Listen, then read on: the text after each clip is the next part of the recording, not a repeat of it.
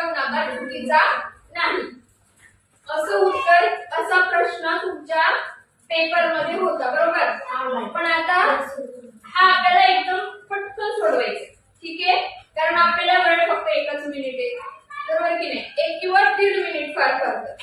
मग आता याचं उत्तर सोप्या पद्धतीने कसं काढायचं पूर्ण उत्तर काढायचं नाही तर काय करायचं त्याचं एकक स्थान बघायचं. काय करायचं एकक स्थान आणि एकक स्थानाचा गुणाकार करायचा 5 गुणिले 5 उत्तराचं एकक स्थान बघायचं 5 एकक नाही म्हणजे ऑप्शन नाहीये चुकीचं तून करून ठेवायचं.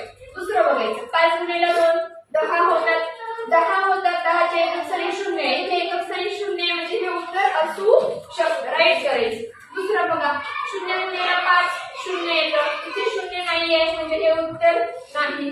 1 गुणिले 1 होतो पण इथे 2 येते म्हणजे हे पण उत्तर नाही. मग 3 उत्तर जर नसेल आणि जे उत्तर आपण राईट केलं ऑब्वियसली तेच उत्तर येणार आहे. पूर्ण गुणाकार करण्याची गरज